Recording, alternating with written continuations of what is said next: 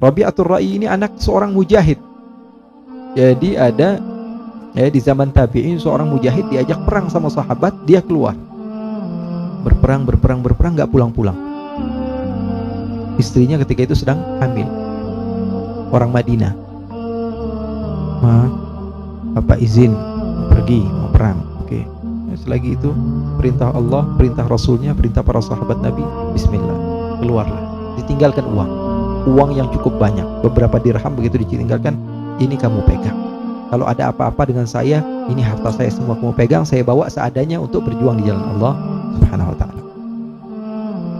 Akhirnya ikhwani, akhwati yang dimuliakan oleh Allah, ini orang pergi. Tahu-taunya pergi setahun, 2 tahun, enggak pulang. 3 tahun, 4 tahun, 10 tahun, 15 tahun, 20 tahun, 25 tahun enggak pulang. Sudah bikin tahlilan, sudah bikin haul, orang lumah 25 tahun. Ya, kalau misalnya 1 tahun 2 tahun saja sudah hukmul mafqud, itu artinya orang sudah hilang begitu, warisannya sudah nyebar kemana-mana. Setelah 25 tahun ternyata dia pulang ke kota Madinah. Dari Romawi, dari daerah-daerah dalam dia pulang. Lihat masjid Rasulullah udah rubah, lihat kota Madinah sudah berubah. 25 tahun men. Akhirnya ikhwani, dia masuk ke masjid Rasul. Sebagaimana adat Rasul, dia ikut para sahabat, para tabi'in, tidak mau beralih daripada sunnah-sunnah baginda Rasul sallallahu alaihi wasallam. Seperti adat baginda Rasul, pertama kali sampai ke kota Madinah yang didatangi adalah masjidnya Rasul. Salat di situ. Setelah salat dia melihat ada halaqah yang besar, pengajian akbar. Dia lihat, wah ini mengingatkan saya pada zaman sahabat-sahabat Nabi dulunya yang duduk di situ, Abdurrahman bin Auf, Abdurrahman bin Abdullah bin Mas'ud, sahabat-sahabat Rasul sallallahu alaihi wasallam yang dia ingat. Ini mana semua nggak ada, artinya sudah meninggal semua karena dia di zaman tabi'in. Nah, lihat, ini udah zamannya tabi'in, artinya tabi'in sudah tidak banyak. Dia lihat ada anak muda usianya sekitar 20 sampai 25 tahun sedang mengajar. Dia duduk nimbrung di belakang dengerin. Bilang subhanallah.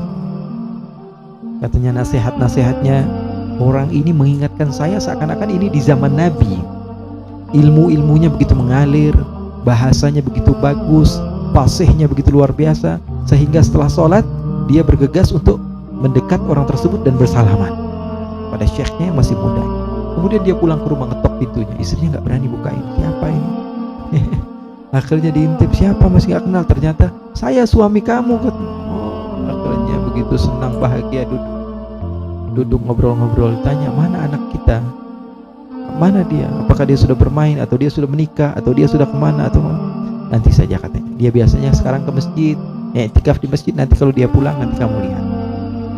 Akhirnya bapaknya nggak sabar nunggu anaknya. Ternyata ketika pulang, ibunya sedang di dalam.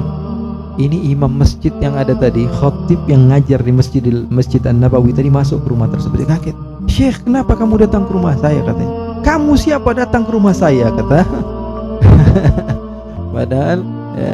Padahal itu anak sama bapak.